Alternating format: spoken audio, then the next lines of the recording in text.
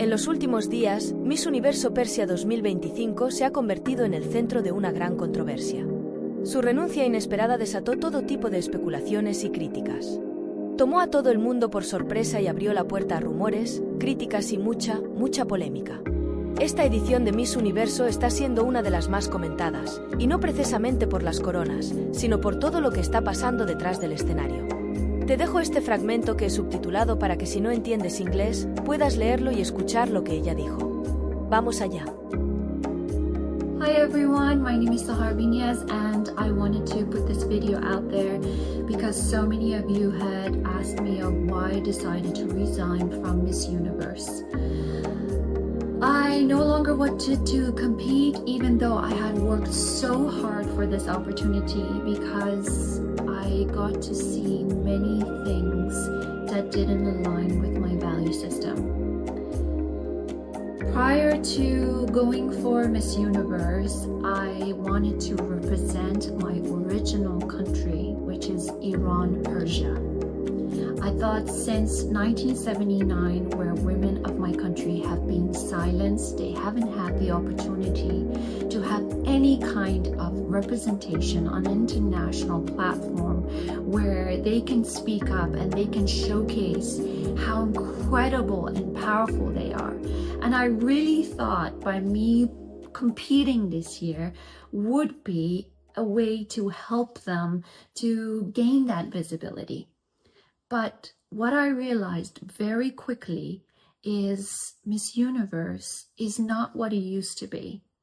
As much as they are promoting that they're about unity, empowerment, very quickly I realized that they're not about unity. They're actually deep rooted all about financial gain. And I am the type of person that speaks up when I see injustice. I am the type of person that stands up and expresses my concern when something isn't right.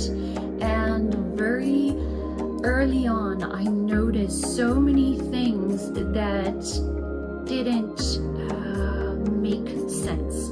And I'm the type of person, as soon as I realized that there are a lot of things that do not make sense, I investigate, and then once I'm proven right, I eliminate myself from that organization, from that situation, from those people. And with Miss Universe, I was told by someone from within the organization that works with them that Sahar, if you would like to place really well this year and if you would like to win, the more money you're able to bring into Miss Universe organization, the better you'll place. And as soon as I was offered that, I spoke up about it. And right away I shut it down and I said, well, what's the point of competing? I mean, if this is what it's about, then let's make it into a charity event and everybody, you know, just donates money. I mean, this is not what I signed up for. And as soon as that person saw that I'm speaking up and I have a bit of a voice, they start excluding me from different things. For example, the owner of Miss Universe, if you guys go back in time, he had a one-on-one meeting with contestants from different countries at his office in Mexico. Me and my national director, we asked for 5 months continuously, over and over, again and again, can we meet with the owner in Mexico City? And every time it was shut down. And also there was a gala / dinner in Miami prior to Miss Universe that only certain countries were invited to. And very quickly I realized that whoever that brings more financial money, like whoever brings more money to the owner of Miss Universe, whoever brings better context for them, the better that those contestants will place. And I really wanted to investigate this for myself further, and I realized that it is true. Because I started calling different countries, different girls. I said, were you invited to this? No. Were you asked to meet him here? No. And I started connecting the dots. And very quickly, I realized that this organization, it's not what it's about. It's not about women empowerment. Because if it was about women empowerment, when I told them that I'm representing Iran, Persia, the first thing that they told my national director was, Sahar cannot talk about woman life freedom, which is the slogan of every Persian, Iranian girl fighting in Iran for their freedom. I couldn't talk about that.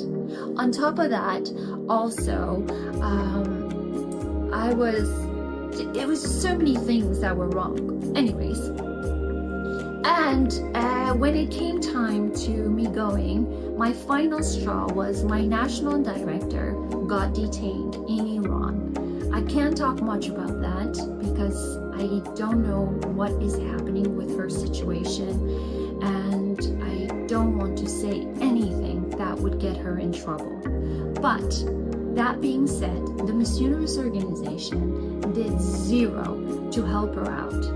If anything, they right away called me. They got someone from their team to call me to say, please do not talk to press about this. Please do not talk to anyone about this, and let's just brush it under the carpet and let it go.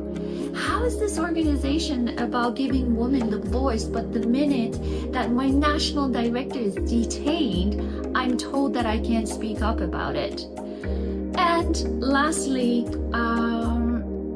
I come to realize that the way that the girls are treated, I mean, look at what happened to Miss Mexico while she was in Thailand. She was told she's a dumbhead, and she stood up for that. And if I was there, I would have resigned right there as well. I would have left. I would have packed all my bags. But a lot of you are probably thinking, why don't more countries resign? Why don't they just get up? One, it's because they threaten these girls with a lot of contracts and paperwork. They say you cannot, you already signed the papers, we'll sue you. Two, it's because of the fact that when you go to a pageant as a contestant, you're probably going with 20 bags. So the minute you think that you're gonna leave, you're like, how am I gonna get out of this situation with all my stuff and find a flight? So I can understand why a lot of these girls felt pressured to continue to stay, even though that was the treatment that they were getting. And the other thing is the fact that it's complete unfairness to everybody competing this year at Miss Universe. I want to let you know that you guys are not going to be placed fairly. And thank you so much to one of the juries, Omar, who resigned just a few hours ago. Thank you for having integrity, because he realized that it's unfair and it is not chosen by the jury that they put there, but from people within the organization who are owners. So the owners, construction, developer friend, anyways, you guys get the point. I'm getting so wounded and so, I'm just so happy that I resigned. And I would like to say this lastly, to any girl, to any woman that's out there in the world that is ever part of an organization where you see injustice, where you see they're abusing you, where you see they're shutting you down, speak up, be the voice, be brave. And as much as they try to gaslight you, as much as they try to threaten you, as much as they try to shut you down, just like Miss Mexico did, just like so many Iranian, Persian women in Iran are doing, please, I beg you, stand up for what's not right, because that's what our world needs. More stronger women that stand up. I know that it's hard to resign when you really wanted something, but the message that sends is so powerful. There you go.